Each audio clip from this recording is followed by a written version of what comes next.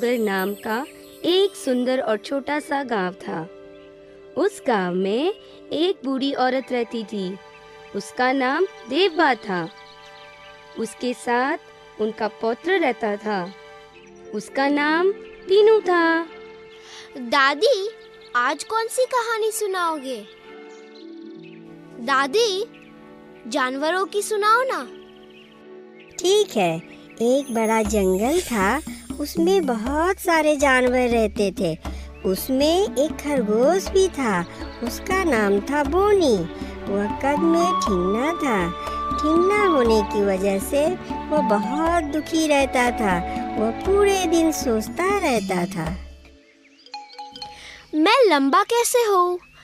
जो जानवर लंबे हैं वे कैसे हुए होंगे? चलो मैं उनसे ही पूछ कर देखूं।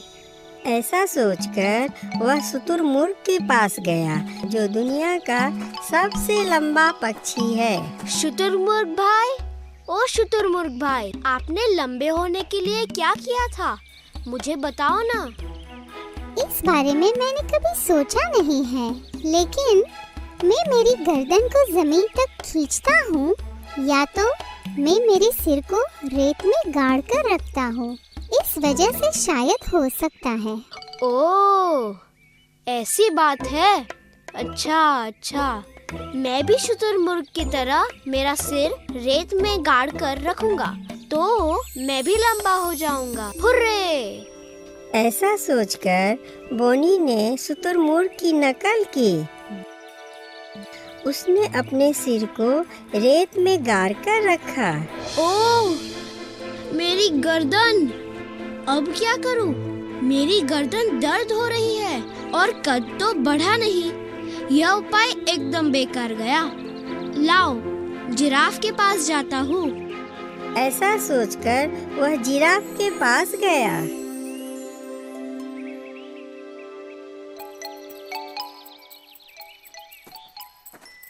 जिराफ भाई, इतने लंबे होने के लिए आपने क्या किया था? मैं कांटेदार पेड़ के एकदम ऊपर लगे हुए कोमल पत्तों को खाता हूँ। शायद इसी वजह से मैं लंबा हूँ।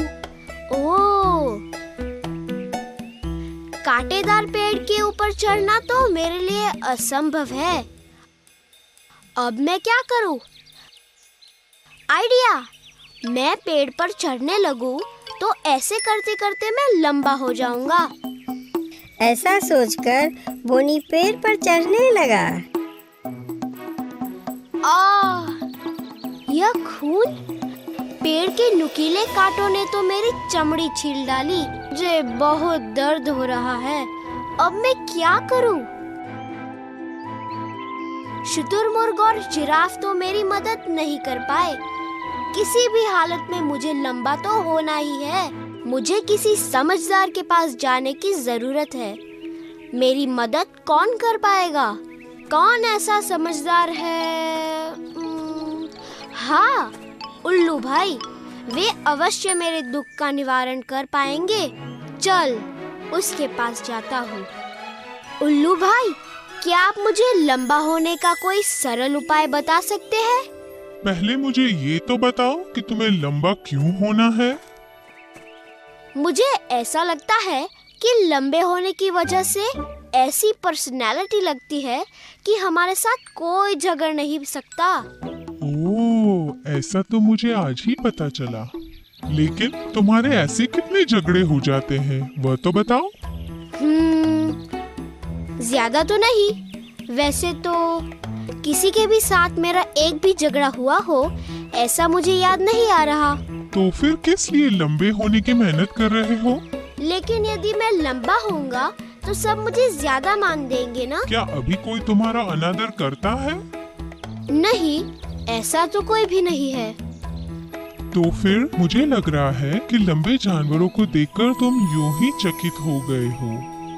क्या ऐसा कोई काम है कि जिसे तुम यदि तुम्हारी लंबाई बढ़ जाए तो ही कर पाओगे और अभी नहीं कर पाते? मुझे शुतुरमुर्ग भाई की तरह गर्दन को जमीन तक खींचने की या जिराफ भाई की तरह कांटेदार पेड़ के पत्तों को खाने की जरूरत ही नहीं पड़ेगी। अब दूसरी तरह से सोचो, अभी तुम ऐसा क्या क्या करते हो जो लंबे होने के बाद नहीं कर पाओगे? अभी तो मैं गिलहरी, चूहे, बेबी जिराफ, छोटे हिरन के साथ खेलकर उनको बहुत हंसाता हूँ और मजा करवाता हूँ, जो लंबे जानवर भी नहीं कर पाते। मुझे भी उसमें बहुत मजा आता है। तो अपनी इस शक्ति को पहचानो जो लंबे जानवरों के पास नहीं है, जो सिर्फ तुम ही कर पाते हो। यह सुनकर बोनी मुस्कुराया। उसे अपने अंदर की शक्ति का ख्याल आया। उस दिन से वह अपने आप को जैसा है वैसा ही स्वीकारने लगा। याद रखना, कभी भी किसी की बराबरी करके दुखी नहीं होना चाहिए। हर एक के पास अलग अलग शक्तियाँ होती हैं। हमें अपनी शक्तियाँ ढूंढकर हमेशा आनंद में रहना चाहिए।